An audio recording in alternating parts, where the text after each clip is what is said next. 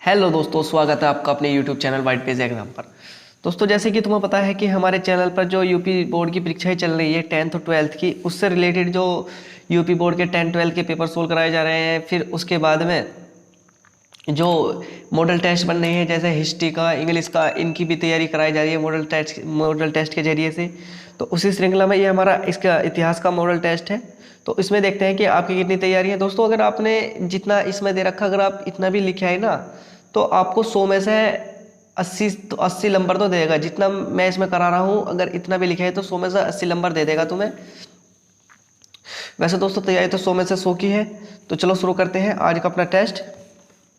ये दोस्तों एक तरह से मॉडल पेपर है। पारदर्शी प्रश्न पत्र 2021-22 में केवल इतिहास प्रश्न पत्र के 3 घंटे 15 मिनट पढ़ने के लिए प्रारंभ के 15 मिनट परीक्षार्थी को प्रश्न पत्र पढ़ने हेतु निर्धारित है। सभी प्रश्न करने अनिवार्य है। इस प्रश्न पत्र में 5 खंड है। खंड क में 10 बहुविकल्पी प्रश्न है। खंड ख में 5 अति लघु उत्तरीय प्रश्न है। खंड ग में 6 लघु उत्तरीय प्रश्न है। खंड घ में 3 विस्तृत उत्तरीय प्रश्न है तथा खंड ड में ऐतिहासिक तिथियों का मानचित्र से संबंधित प्रश्न है। सभी प्रश्नों के निर्धारित अंक उनके सामने अंकित है। अब जैसे दोस्तों ये है कि हड़प्पा सभ्यता के प्रथम साक्ष्य किस स्थान से प्राप्त हुए थे। तो दोस्तों, हड़प्पा सभ्यता के जो प्रथम साक्ष्य हुए थे वो हड़प्पा स्थल से प्राप्त हुए थे। तो किस स्थल से, अगर क्वेश्चन नंबर 1 बोल रहा है कि हड़प्पा सभ्यता के प्रथम साक्ष्य किस स्थान से प्राप्त हुए थे, तो ये हड़प्पा स्थल से प्राप्त हुए थे। दोस्तों, पेज को थोड़ा सा मोड़ लें। हाँ, अब सही दिखेगा। हड़प्पा स्थल के प्रथम साक्ष्य, हड़प्पा सभ्यता के साक्ष्य सर्वप्रथम किस स्थान से प्राप्त हुए थे? हड़प्पा स्थल से प्राप्त हुए थे। क्वेश्चन 1 का उत्तर है। दोस्तों, क्वेश्चन नंबर 2 की बात करें तो भारतीय पुरातात्विक सर्वेक्षण के प्रथम डायरेक्टर जनरल कौन बने थे? भारतीय पुरातात्विक सर्वेक्षण के प्रथम डायरेक्टर जनरल कौन बने थे? तो पहले का तो हड़प्पा स्थल हो गया। दूसरे का हो गया दोस्तों, दूसरे थे कनिंगम। कौन? दूसरे थे कनिंगम। दूसरे का ये रहा उत्तर, कनिंगम। तीसरे की बात करें, तीसरे चेर और पांड्य जैसे राज्यों का किस क्षेत्र में हुआ था? ये हुआ था तलिक्रम क्षेत्र में। कौन सा? तलिक्रम क्षेत्र में, ये लिख रहा है इसमें। चौथा माने नलाइरा दिव्य प्रबंधम का संबंध निम्न से किससे था? तो ये अलवार संतों का संकलन था। किसका? अलवार संतों का संकलन था। किसका? अलवार संतों का संकलन था। ये रहा क्वेश्चन नंबर 4, अलवार संतों का संकलन था। बात करें 5वें क्वेश्चन की, तो 5वां क्वेश्चन दे रखा कि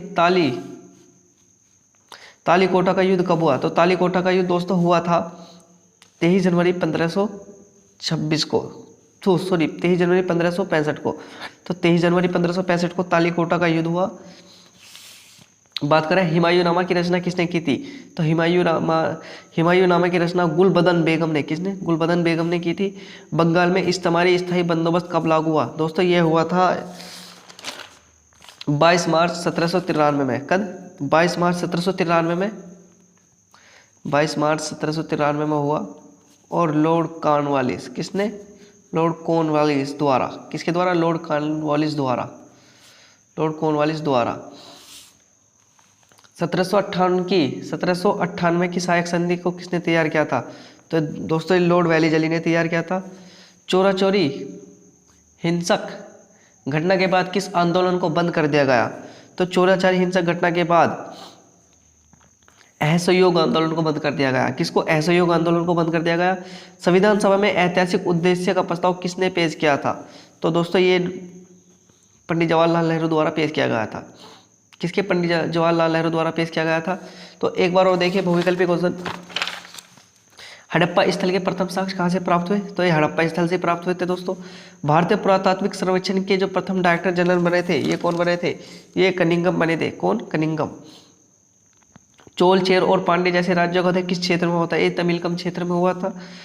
नलाइरा दिव्य प्रबंधम का संबंध निम्न से किस क्षेत्र से है? तो इनका संबंध अलवारों संतों का काव्य संकलन से था। अगर बात करें तालीकोटा का युद्ध कब हुआ? तो तालीकोटा का युद्ध हुआ 1565 ईस्वी को।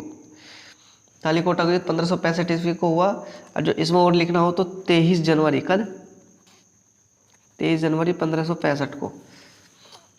हुमायूंनामा की रचना किसने की थी? गुलबदन बेगम।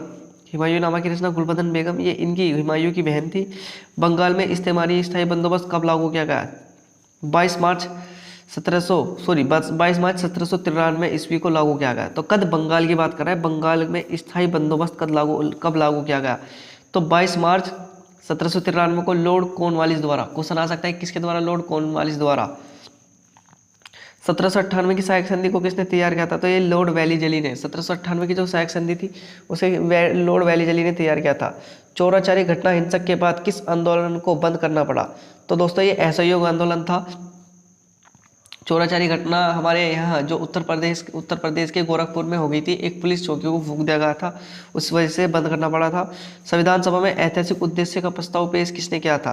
तो पंडित जवाहरलाल नेहरू द्वारा पेश किया गया था, जो बाद में जाकर हमारी संविधान की जो प्रस्तावना है वो बन गया था। तो किसने पेश किया था? पंडित जवाहरलाल नेहरू ने। अब इसके क्वेश्चन आते हैं। क्वेश्चन नंबर इसका आता है ये, विजयनगर साम्राज्य की स्थापना किसने और कब की थी? यानी अब खंड ख चल गया हमारा। खंड ख में जो अति लघु पर्सन है, ये अति लघु पर्सन चल गए हमारे। तो एक बार क्वेश्चन पढ़ लिए, विजयनगर साम्राज्य की स्थापना कब और किसने की थी? तो ये रहा, विजयनगर साम्राज्य की स्थापना 1336 से लेकर 1640 के मध्य दो भाइयों ने, हरिहर और बुक्का राय। किसने? हरिहर और बुक्का राय ने की थी। हरिहर और बुक्का राय ने 1336 से लेकर 1640 ईस्वी के मध्य हरिहर और बुक्का राय द्वारा की गई थी। अब क्वेश्चन नंबर जो 12वां है, इसमें क्या कह रहा? भारतीय पुरातात्विक जनक किसे कहा जाता है? वह भारतीय पुरातात्विक सर्वेक्षण के जनक जनरल कब बने? तो भारतीय पुरातात्विक का जनक अलेक्जेंडर कनिंघम को कहा जाता है, जो 1861 में इसके जनरल बने थे। किसको? 1861 में बने थे। तो भारतीय पुरातात्विक का जनक अलेक्जेंडर कनिंघम को, जो 1861 में इसके जनरल बने थे। दोस्तों इन्हें क्वेश्चनों को नोट कर लीजिए अपनी बुक में या कॉपी में, और इन्हें याद करिए जरूर। भारतीय पुरातात्विक जनक अलेक्जेंडर कनिंघम को, जो 1861 में इसके जनरल बने थे। बुद्ध के जीवन में निम्नलिखित स्थानों का संबंध क्या कहा है? ये 4 स्थान दे रखे हैं, लुम्बिनी, बोधगया, सारनाथ और कुशीनगर। क्वेश्चन नंबर 13 में अब देखते हैं कि इनका कौन कौन सा महत्व है। देखिए, सबसे पहले एक बार देख लिए, बुद्ध के जीवन में इन 4 स्थानों का महत्व बताइए। तो सबसे पहले बात करें अगर किसकी, अगर बात करें नंबर 1, बुद्ध का जन्म नेपाल की लुम्बिनी में हुआ था। तो लुम्बिनी में क्या हुआ? लुम्बिनी में 1563 ईस्वी को ईसा पूर्व हुआ था। तो लुम्बिनी में गौतम बुद्ध का जन्म हुआ। फिर बोधगया में बोधि वृक्ष के नीचे निर्वाचीन प्राप्त हुआ, यानी ज्ञान प्राप्त हुआ। क्या? निर्वाचीन या ज्ञान प्राप्त हुआ कहाँ? बोधगया में। फिर गौतम बुद्ध ने प्रथम बार अपने 5 शिष्यों को अपना प्रथम उपदेश दिया था। कहाँ दिया था? सारनाथ में। कौन सा? तीसरा जो पॉइंट है, सारनाथ में। सारनाथ में ये कहाँ की घटना? ये सारनाथ की घटना है। ये कहाँ की घटना है? ये जो दूसरा पॉइंट है, ये है तुम्हारी बोधगया की घटना है। बोधगया की घटना है। और जो दोस्तों ये जो चौथी नंबर की है ना, ये जहाँ कुशीनगर में गौतम बुद्ध को महापरिनिर्वाण प्राप्त हुआ, नहीं कुशीनगर में इनकी मृत्यु हुई। तो ये कुशीनगर में गौतम बुद्ध ने प्रथम उपदेश दिया। कहाँ? गौतम बुद्ध ने प्रथम उपदेश दिया था सारनाथ में। कहाँ दिया था? सारनाथ में। प्रथम उपदेश 5 शिष्यों को दिया था सारनाथ में। कुशीनगर में गौतम बुद्ध को महान परिनिर्वाण प्राप्त हुआ। बोधगया, ये बोधगया स्थान है, बोधगया वहाँ है जहाँ इन्हें ज्ञान प्राप्त हुआ। और लुम्बिनी में इनका जन्म हुआ। तो ये 4 पॉइंट है। मैं एक बार यहाँ भी लिख दूँ इसमें, जो है लुम्बिनी में क्या हुआ है? इनका जन्म हुआ। बस इतना ध्यान रखकर, लुम्बिनी में जन्म। बोधगया में क्या हुआ? ज्ञान प्राप्त। बोधगया में ज्ञान प्राप्त हुआ। सारनाथ की बात करें तो सारनाथ में प्रथम उपदेश दिया। और जो उसकी बात करें कुशीनगर में मृत्यु, जिसे महापरिनिर्वाण बोलते हैं। तो ध्यान रखना, लुम्बिनी में जन्म हुआ, बोधगया में ज्ञान प्राप्त हुआ, सारनाथ में प्रथम उपदेश दिया, कुशीनगर में मृत्यु हुई। क्वेश्चन नंबर 14, 1857 के विद्रोह के किन्हीं प्रमुख केंद्र तथा उनके नेताओं के नाम लिखिए। 1857 के प्रमुख विद्रोह के केंद्रों के नाम और उनके नेताओं के नाम लिखिए। तो दोस्तों 1857 की क्रांति में जो प्रमुख केंद्र थे वो पता है कि 1857 की क्रांति के दो प्रमुख केंद्र व उनके नेताओं के नाम। तो जो सबसे पहला केंद्र था यानी जो महत्वपूर्ण था मेरठ, जिसको मंगल पांडे द्वारा जो मंगल पांडे इसके सरदार थे, यानी सरदार यानी एक तरह से जो नेता थे। मेरठ में जो 1857 की क्रांति का जो नेतृत्व करता थे वो मंगल पांडे द्वारा किया गया। और फिर बात करें दूसरा झांसी, जो रानी लक्ष्मीबाई द्वारा किया गया था। तो 1857 क्रांति के प्रमुख केंद्र हैं जिसमें मेरठ और झांसी है। झांसी से मेरठ से ही 1857 क्रांति प्रारंभ हुई थी मंगल पांडे द्वारा। जो झांसी से हुआ था वो रानी लक्ष्मीबाई द्वारा झांसी ने नेतृत्व किया था। झांसी से रानी लक्ष्मीबाई ने, मेरठ से मंगल पांडे ने, ध्यान रखना। अब ये क्वेश्चन नंबर हो गए अतुल के पूरे। अब करते हैं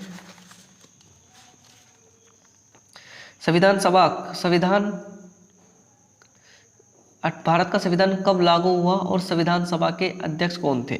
तो कब लागू हुआ? ये 26 जनवरी 1950 को लागू हुआ। इसमें है 26 जनवरी 1950 को लागू हुआ। और जो संविधान सभा के अध्यक्ष थे वो डॉक्टर राजेंद्र प्रसाद थे। कौन थे? जो संविधान सभा के अध्यक्ष थे वो डॉक्टर राजेंद्र प्रसाद थे। ये रहा। भारतीय संविधान 26 जनवरी सन 1950 को लागू हुआ। भारतीय संविधान 26 जनवरी सन 1950 को लागू हुआ और संविधान सभा के अध्यक्ष डॉक्टर राजेंद्र प्रसाद थे। कौन? डॉक्टर राजेंद्र प्रसाद थे। संविधान सभा के अध्यक्ष कौन थे? डॉक्टर राजेंद्र प्रसाद थे। तो भारतीय संविधान 26 जनवरी सन 1950 को लागू हुआ। संविधान सभा के अध्यक्ष डॉक्टर राजेंद्र प्रसाद थे। क्वेश्चन इंपॉर्टेंट है। भारतीय संविधान 26 जनवरी सन 1950 को लागू हुआ। संविधान सभा के अध्यक्ष डॉक्टर राजेंद्र प्रसाद थे। अगर दोस्तों इसे पूछ ले कि तैयार कब हुआ, तो तैयार हुआ था 26 नवंबर 1949 को। कब लागू हुआ? 26 नवंबर 1949 को तैयार, यानी वो बना था, जो बनकर तैयार हुआ 26 नवंबर 1949 को। 2 साल 11 माह 18 दिन के अंदर बनकर तैयार हुआ था। और जो लागू हुआ वो हुआ 26 जनवरी 1950 को। अब दोस्तों थोड़े क्वेश्चन बड़े शुरू हो जाएंगे। सांची के स्तूप के संरक्षण में भोपाल की बेगमों की भूमिका का वर्णन कीजिए। सांची के स्तूप के संरक्षण में भोपाल की बेगमों की भूमिका का वर्णन कीजिए। Question number 16। अब आ जाएंगे लघु उत्तरीय प्रश्न, यानी क्वेश्चन नंबर एक क्वेश्चन होगा 5 नंबर का। तो सांची के स्तूप के संरक्षण में भोपाल की बेगमों की भूमिका वर्णन कीजिए। इसमें लिखा हुआ है, ये खंड क्या आ गया? लघु उत्तरीय प्रश्न। Question number 16। भोपाल की 2 शासिकाओं शाहजहां बेगम और सुल्तान जहां बेगम ने सांची के स्तूप को बनाया। किसने? ध्यान रखना, सबसे पहला क्वेश्चन है कि सांची के स्तूप को किसने बनाया? शाहजहां बेगम और सुल्ताना जहां बेगम ने सांची के स्तूप को बनाया था। तो किसने? शाहजहां बेगम और सुल्ताना जहां बेगम ने सांची के स्तूप को बनाया था। ठीक है, को बनाया था। दक्षिण में उल्लेखनीय योगदान दिया। इन्होंने इसके संरक्षण के लिए धन भी दिया। तो किसने? जो सांची के स्तूप के लिए जो 2 बेगम ने धन भी दिया और इसके पुरावशेषों को भी संरक्षित किया, और जो इसके पुराने अवशेष हैं उन्हें भी संरक्षित किया। 1818 ईस्वी में इस स्तूप को 1857 में इस स्तूप को खवेज के बाद बहुत से यूरोपियन का इसके पुरावशेष के प्रति विशेष आकर्षण था। तो भोपाल की जो शासिकाओं ने शाहजहां बेगम और सुल्तान जहां बेगम ने सांची के स्तूप को बनाया। तो ध्यान रखना, मेरे साथ साथ लिखते रहे। भोपाल की 2 शासिकाएं शाहजहां बेगम और सुल्तान जहां बेगम ने सांची के स्तूप को बनाए रखने में उल्लेखनीय योगदान दिया। यानी तो सबसे पहले यानी जो इसमें इन्होंने बनाए रखने में, इसका जो इसे बचाए रखने में किनका उल्लेख था? सुल्तान जहां बेगम और शाहजहां बेगम का था। उल्लेखनीय योगदान दिया। इन्होंने इसके संरक्षण के लिए धन भी दिया, यानी इसे बनाने के लिए इन्होंने इस संरक्षण के लिए इसके धन भी दिया और इसके पुरावशेषों को भी संरक्षित किया, और जो इसके अवशेष हैं उन्हें भी संरक्षित किया। 1818 में इस स्तूप को सुएज के बाद बहुत से यूरोपियन को इसके पुरावशेष के प्रति विशेष आकर्षण था। 1818 के बाद। Question number 16। अभिलेख शास्त्रियों की कुछ समस्याओं की सूची बनाई है। अभिलेख शास्त्रियों की कुछ समस्याओं की सूची यानी क्वेश्चन नंबर 17 लघु उत्तरीय प्रश्न है। ये कह रहा है कि अभिलेख, जो अभिलेख होते हैं उसमें जो अभिलेख शास्त्र यानी अभिलेख कैसे पढ़े जाते हैं उनकी समस्याओं की कुछ सूची बनाइए। तो अब हम देखते हैं इसमें क्वेश्चन नंबर 17। क्वेश्चन एक बार और पढ़ ले। अभिलेख शास्त्र की कुछ समस्याओं की सूची बनाइए। 5 नंबर का दोस्तों क्वेश्चन है। अगर दोस्तों तुम्हारे पास अगर कुछ भी नहीं है, अगर तुम इन क्वेश्चनों को भी लिखे है वहाँ, तो दोस्तों तुम्हें जब भी 60-70 नंबर तो आराम से मिल जाएंगे। अब क्वेश्चन नंबर 17 की बात करें। उन्हें उन अभिलेखों की लिपियों को पढ़ने में कठिनाइयाँ आती थी। यानी जो पूरा ये है ना, अभिलेख शास्त्रों की कुछ समस्याओं की सूची बनाई है। तो क्या क्या समस्याएं थी इनकी? यानी उन्हें अभिलेखों की लिपियों को पढ़ने में कठिनाइयाँ आती थी। तो यानी जो पुराने जो अभिलेख थे उन्हें पढ़ने में बहुत कठिनाइयाँ आती थी, क्योंकि जिन युगों के वे अभिलेख होते थे उनके समकालीन अभिलेख पर कहीं भी उस लिपि का प्रयोग नहीं होता था। यानी एक तो सबसे मुख्य समस्या ये थी कि जो अभिलेखों की लिपियां को पढ़ने में बहुत कठिनाई आती थी, ठीक है, क्योंकि जिन युगों के वे अभिलेख होते हैं उनके समकालीन अभिलेख पर कहीं भी उस लिपि का प्रयोग नहीं होता था। यानी जैसे वर्तमान में हमारी कौन सी लिपि है, हम ये हिंदी है तो हमारी देवनागरी लिपि, लेकिन जब जो भी अभिलेख पढ़ता था उसमें उन्हें कठिनाई आती थी कि जो उनके समकालीन, जैसे अगर हमसे कोई अन्य लिपि पढ़ाई जाए तो हम पढ़ने नहीं सकते, लेकिन अगर देवनागरी लिपि पढ़ाई जाए तो हम देवनागरी लिपि पढ़ लेंगे। उस दौरान यानी जो लिपि उनके पास चल रही थी उस लिपि में वे अभिलेख नहीं मिल पा रहे थे। जैसे अगर हमारी देवनागरी लिपि चल रही है, एक तरह से समझे, जब अब देवनागरी लिपि चल रही है और हमें किसी अन्य लिपि में पढ़ने को दे दिया जाए, उसी दौरान भी ऐसा था। यानी उस दौरान जो सी लिपि चल रही थी अभिलेख उस लिपि में नहीं आ रहे थे, वे अभिलेख और किसी लिपि में थे। क्वेश्चन नंबर 17 का जो और पॉइंट हुआ था, उदाहरण के लिए हड़प्पा सभ्यता को कि मोहरे और अन्य वस्तुओं पर दिया गया लेखा को अभी तक नहीं पढ़ा जा सकता है। यानी हड़प्पा स्थल से जो मोहर पाई गई है और उन पर जो वस्तुओं पर लेख लिखे हैं उन्हें अभी तक किसी ने नहीं पढ़ा है, क्योंकि वे उनकी लिपि इस तरह की है कि आज तक उन्हें कोई समझ ही नहीं पाया। इसका सेकंड पॉइंट, कुछ अभिलेखों में एक ही राजा के लिए भिन्न भिन्न नामों की उपाधियां अथवा नामजनक प्रतीक और संबोधन का प्रयोग किया गया है। इसलिए अभिलेख शास्त्रियों को उन्हें पढ़ने में, उनका अर्थ निकालने में काफ़ी कठिनाइयाँ होती थी।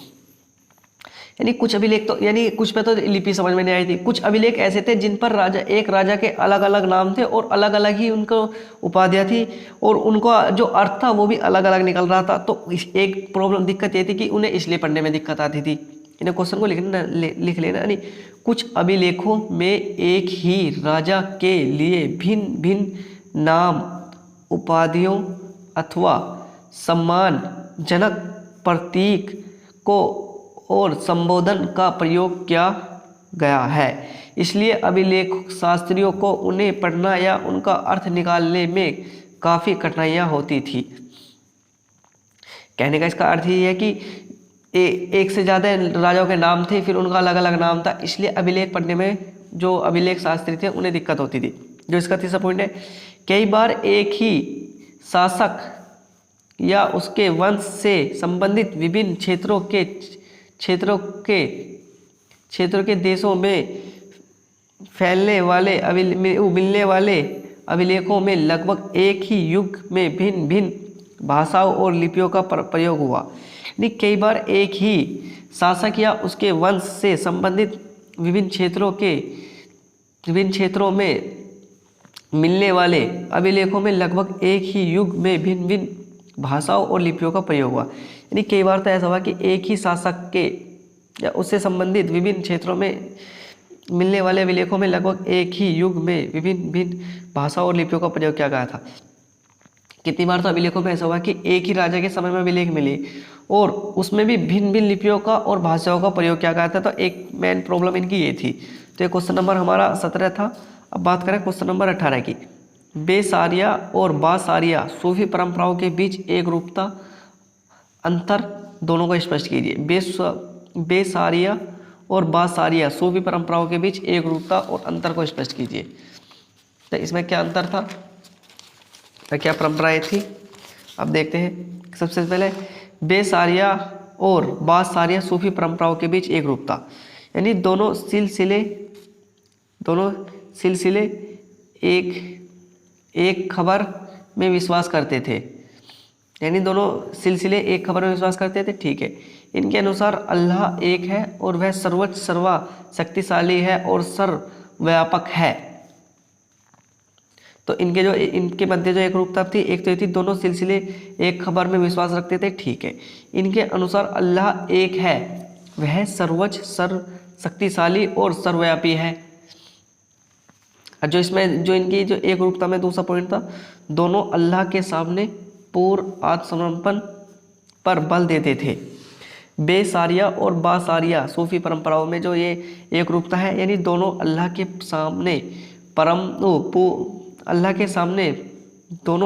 सामने पूर्ण आत्मसमर्पण पर बल देते थे।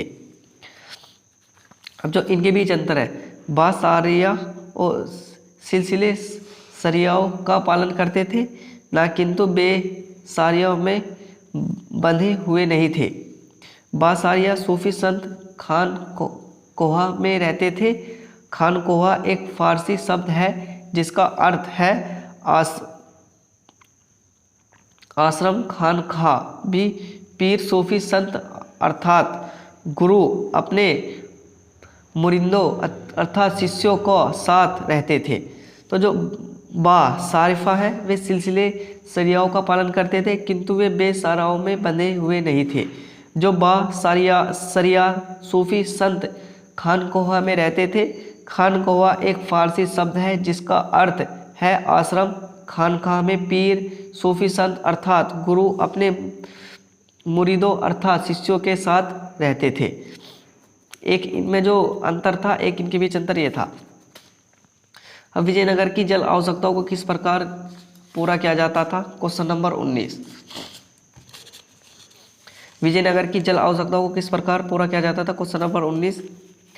जो विजयनगर की जल आवश्यकताओं को प्रमुख रूप से तुंगभद्रा नदी से निकलने वाली धाराओं पर बांध बनाकर पूरा किया जाता था।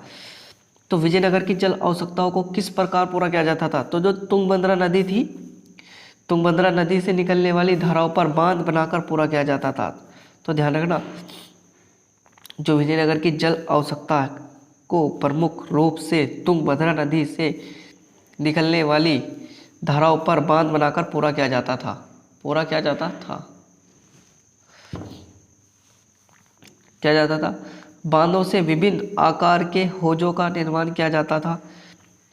बांधों से विभिन्न आकार के होजों का निर्माण किया जाता था, यानी पहले तो तुंगभद्रा नदी पर बांध बनाया और उससे जो छोटी छोटी धारा निकलती थी, फिर उससे होजों का निर्माण किया जाता था। और इस होज के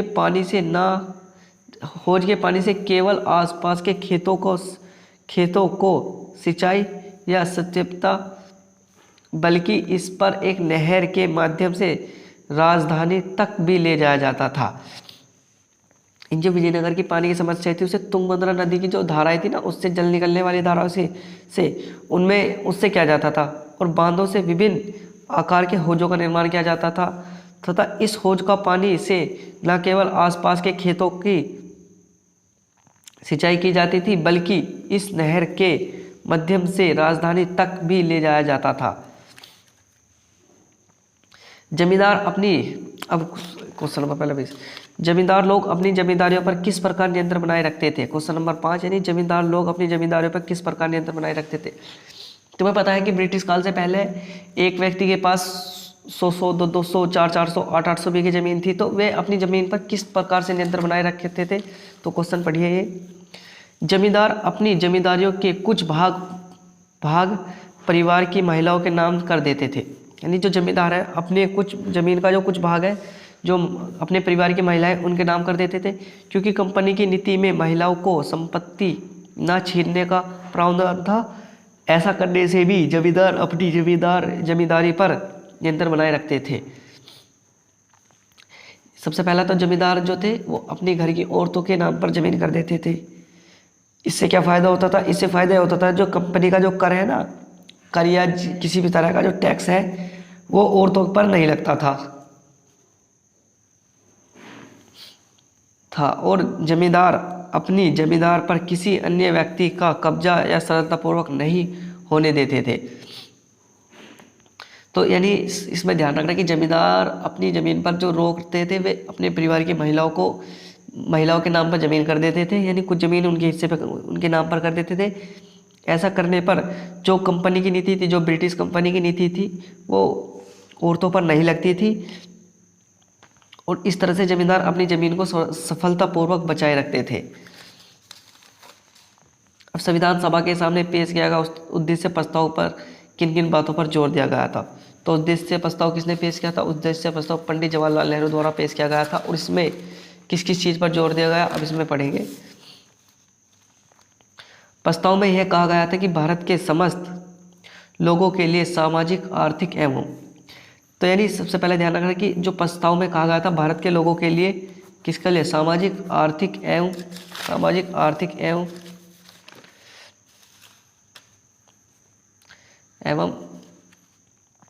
राजनीतिक प्रतिष्ठा, अवसर तथा न्याय की समानता प्राप्त होगी।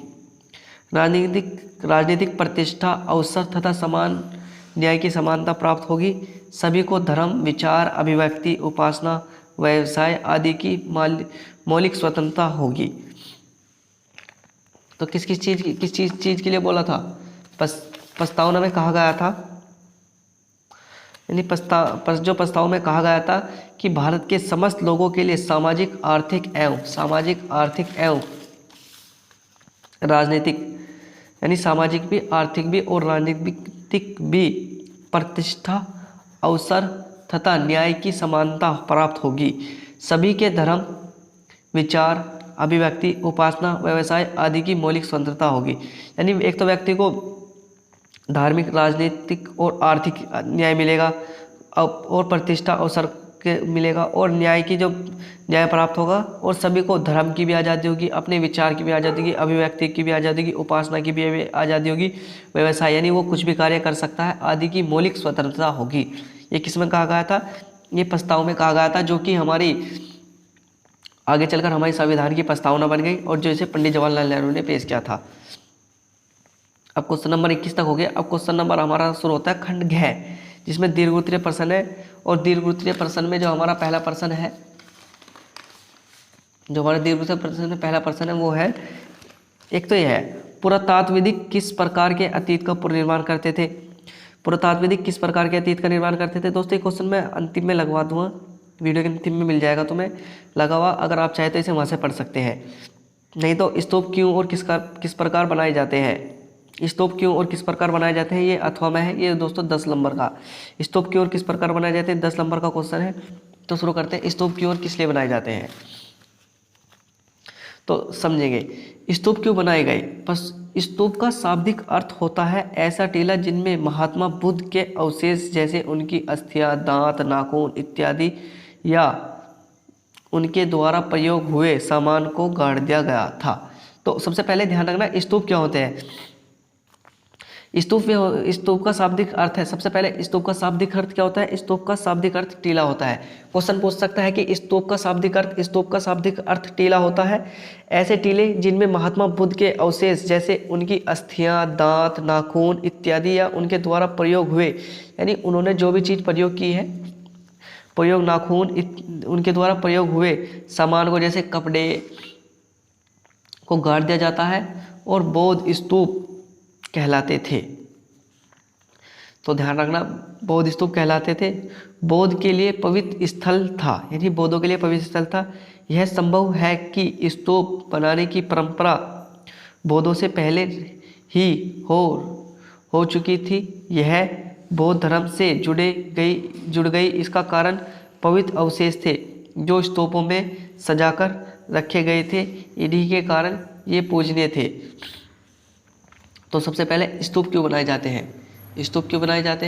तो स्तूप इसलिए बनाए जाते हैं क्योंकि सबसे पहले स्तूप का शाब्दिक अर्थ होता है टीला, यानी ऐसा टीला जिसमें, यानी स्तूप का शाब्दिक अर्थ टीला होता है और इसका अर्थ है यानी ऐसा टीला जिसमें महात्मा बुद्ध के अवशेष जैसे उनकी अस्थियां, दांत, नाखून या उनके द्वारा प्रयोग किया गया सामान आदि गाड़ दिया जाता है, तथा बौद्ध स्तूप कहलाते हैं। बौद्ध स्तूप कहलाते हैं, बौद्धों के लिए पवित्र स्थल था, यानी बौद्ध स्तूप बौद्धों के लिए पवित्र स्थल था।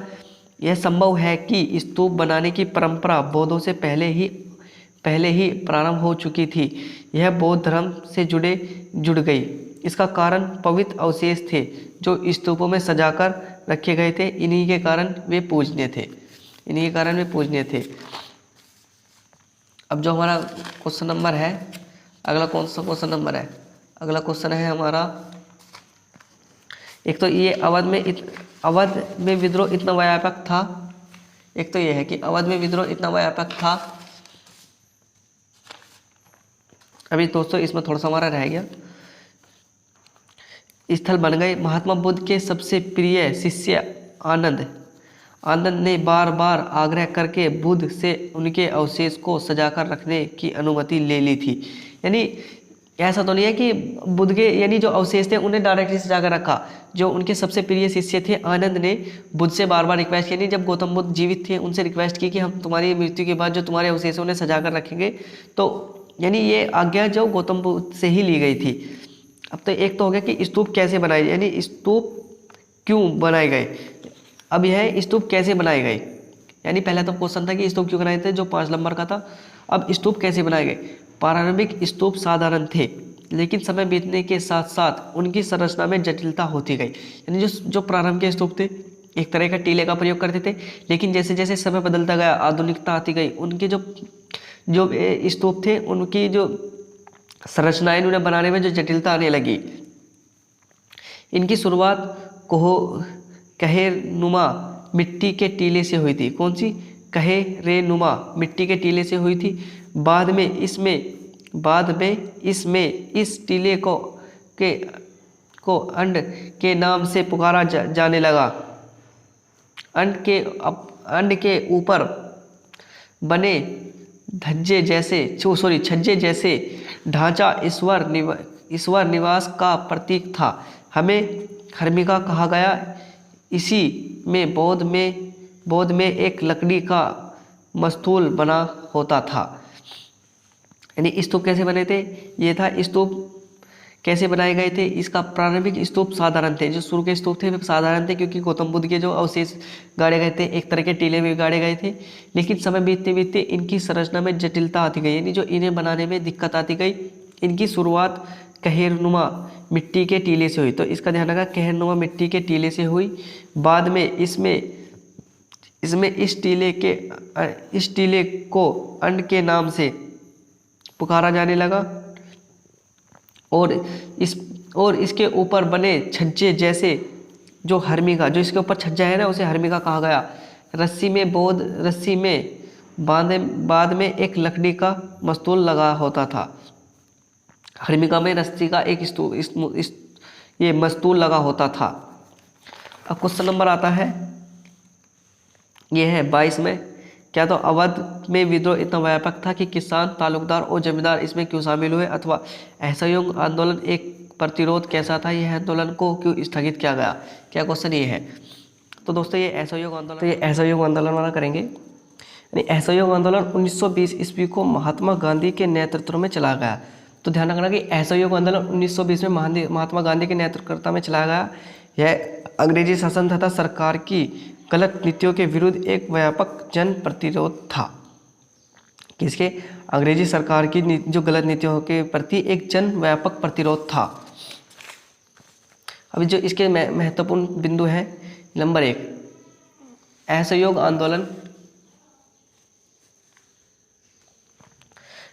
आंदोलन एक तरह का प्रतिरोध इसलिए था क्योंकि ब्रिटिश सरकार द्वारा थोपे गए रोलेट एक्ट जैसे कानून को वापस लिए जाने के लिए जन आक्रोश था। प्रतिरोध अभिव्यक्ति का लोकप्रिय माध्यम था। तो असहयोग आंदोलन एक तरह का जन प्रतिरोध इसलिए था क्योंकि ब्रिटिश सरकार के द्वारा थोपे गए रोलेट एक्ट जैसे कानूनों को वापस लिए जाने के लिए जन आक्रोश था। प्रतिरोध अभिव्यक्ति का लोकप्रिय माध्यम था। अब असहयोग आंदोलन एक तरह से और बहुत इंपॉर्टेंट बना, इसलिए असहयोग आंदोलन इसलिए भी प्रतिरोध था क्योंकि यह इस खिलाफत आंदोलन को सहयोग करके देश के 2 प्रमुख, यानी जो खिलाफत आंदोलन है उसका जो असहयोग आंदोलन में गांधी जी ने उनका सहयोग किया। देश के दो प्रमुख धार्मिक समुदाय हिंदू और मुसलमानों को मिलाकर औपनिवेशिक शासन के प्रति जनता का सहयोग को अभिव्यक्त करने का प्राप्त माध्यम था। यानी जो असहयोग आंदोलन एक तरह से इंपॉर्टेंट नहीं बना, क्योंकि उस दौरान जब खिलाफत आंदोलन चल रहा था तो गांधी जी ने जो खिलाफत आंदोलन कर रहे थे मुसलमान, उनका साथ दिया, और उनका साथ देने के बाद में वे भी एक साथ मिल गए, तो हिंदू और मुसलमान का एक बड़े स्तर का आंदोलन हुआ था, असहयोग आंदोलन। अब क्वेश्चन नंबर आता है हमारा 24। सूफी मतों के धार्मिक विश्वासों की व्याख्या कीजिए। मुगल दरबार में पांडुलिपि तैयार करने का वर्णन कीजिए। अब पांडुलिपि कैसे तैयार की जाती थी?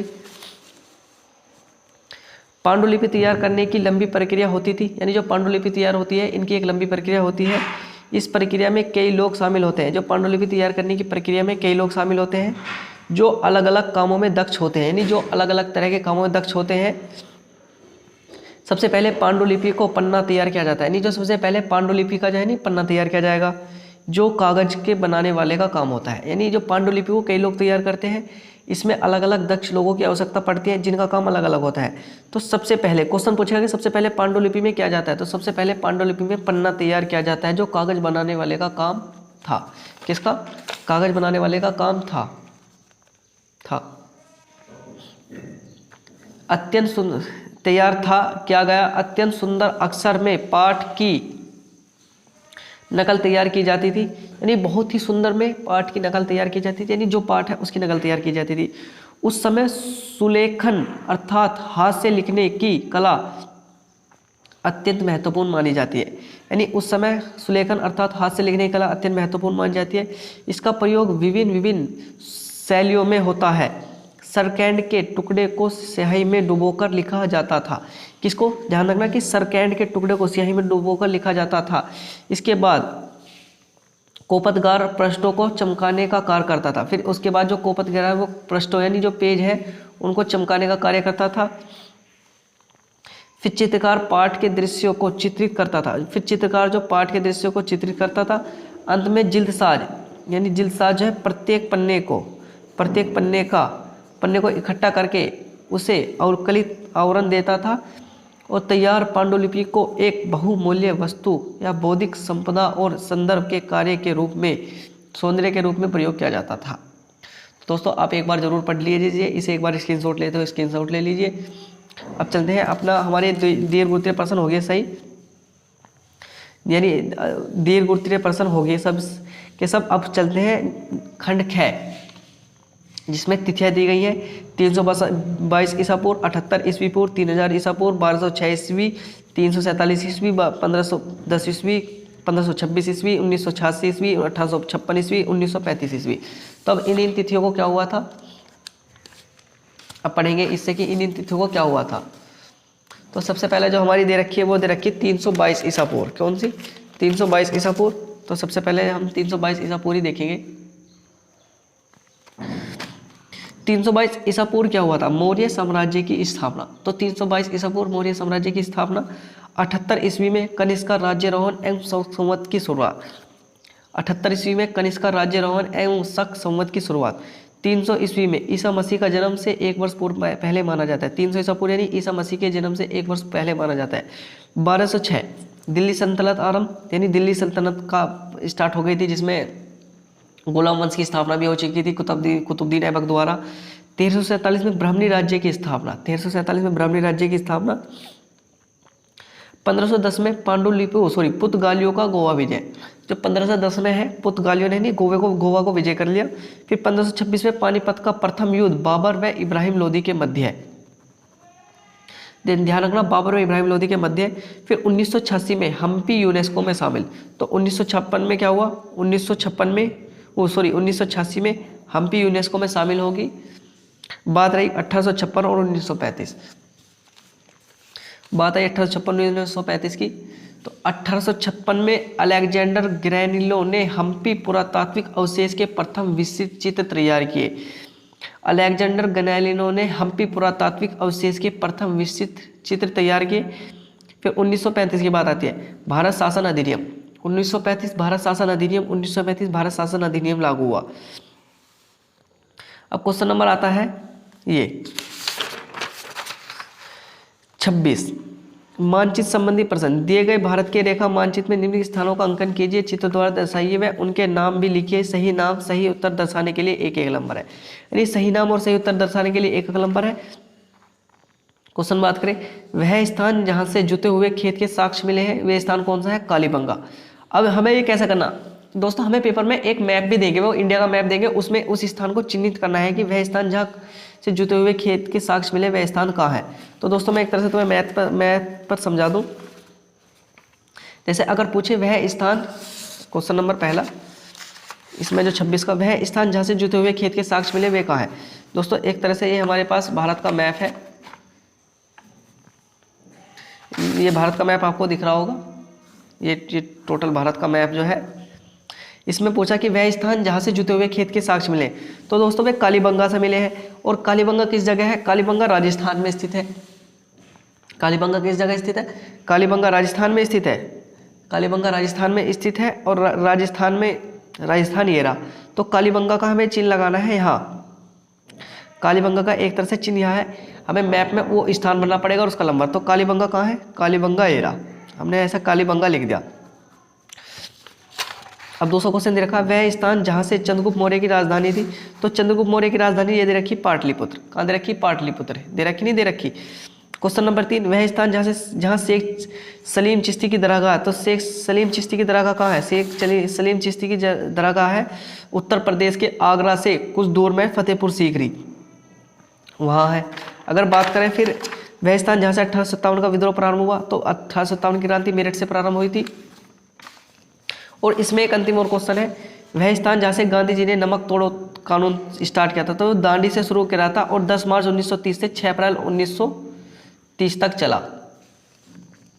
अब ये क्वेश्चन एक बार मैं तुम्हें इस पर भी दिखा दूँ, जो इस पर लिख रखे हैं क्वेश्चन आप, यानी जहाँ से जुते हुए खेत के साक्ष्य मिले, कालीबंगा जो कि राजस्थान के अंदर है, कालीबंगा राजस्थान के अंदर है, पाटलिपुत्र बिहार के अंदर है। कहाँ? पाटलिपुत्र बिहार के अंदर है, फतेहपुर सीकरी उत्तर प्रदेश में है, मेरठ उत्तर प्रदेश में है, दांडी गुजरात में है, दांडी गुजरात में है। दोस्तों एक बार इसे और देख लीजिए, इसमें दे रखा केवल दृष्ट बालिकाओं परीक्षार्थियों के लिए प्रश्न पत्र संख्या 26 के मानचित्र के कार्य विकल्प के रूप में। तो दोस्तों इसे तुम्हें नहीं करना, ये उनके लिए है जो कि दृष्ट यानी बालिका जिन्हें देखने में प्रॉब्लम होती है, उनके लिए क्वेश्चन है, यानी ये तुम्हारे लिए क्वेश्चन नहीं है, ये तुम्हारे लिए क्वेश्चन नहीं है। तो दोस्तों ये आज के 26 के 26 जो तुम्हारे इतिहास के क्वेश्चन है, मैंने इन्हें तुम्हें कंप्लीट करा दिए। दोस्तों अगर आप इतिहास में इतना भी करे जितना मैंने तुम्हें यहाँ तैयार कराया है, अगर आप ये भी लिखे है ना, अगर आप इसे भी इतने भी याद कर लिया तुमने, इसे भी अगर आप 2 बार वीडियो को रिवाइज करके बार बार देखोगे तो आपके याद हो जाएगा। ऐसा करना, वीडियो को चलाकर अपने सामने लिख लेना, रख लेना, और जो हमारी हेडफोन है उन्हें लीड को अपने कान में लगाकर क्लास को अच्छे तरीके से सुनना। जब तुम क्लास को अच्छे तरीके से सुनोगे तो तुम्हारे डायरेक्ट दिमाग में जो माइंड है उस पर टच होएगी और ये तुम्हारी याद होना शुरू हो जाएगी। क्लास को सुनना अगर बेहतर है, अगर तुम इसे एक बार लिख लो ना अपने बुक पर, ये अपनी किसी कॉपी में इन क्वेश्चनों को जल्दी से उतार लो तो बहुत ही अच्छा हो जाएगा। तो ये हो गया, वह स्थान जहाँ से जुते हुए खेत के साक्ष्य मिले हैं वो जुते हुए साक्ष्य जो कालीबंगा से मिले थे। अब ये तुम्हारा 100 में से 80 नंबर का मैंने करा दिया। कितना? 100 में से 80 नंबर का मैंने तुम्हारा पेपर करा दिया। अगर तुम इतना भी कराए तो 100 में से 80 नंबर तो तुम्हें मिल ही जाएंगे। 100 में से कितने? 100 में से 80 तो तुम्हें मिल ही जाएंगे। दोस्तों अगर तुम इसकी PDF चाहते हो तो PDF हमारे जो टेलीग्राम है, अगर तुम उस पर जाकर टेलीग्राम चैनल पर सर्च करोगे व्हाइट पेज एग्ज़ाम के नाम से जो हमारा यूट्यूब चैनल है, इसका टेलीग्राम लिंक मैं डिस्क्रिप्शन में भी दे दूँगा, वहाँ तुम्हें इसका PDF मिल जाएगा। वहाँ जाकर सर्च करना व्हाइट पेज एग्ज़ाम के नाम से, तो तुम्हें इसका PDF मिल जाएगा। दोस्तों अगर आपको क्लास अच्छी लगी तो आप चैनल को सब्सक्राइब कर दीजिए, बेल आइकन को दबा दीजिए। और दोस्तों और भी इतिहास का, ज्योग्राफी का, पॉलिटी का, सभी तरह के जो मॉडल टेस्ट है और पेपर सोल्व है वो हमारे चैनल पर अवेलेबल है, जाकर उसकी प्लेलिस्ट में देख सकते हो। दोस्तों थैंक्स फॉर वॉचिंग।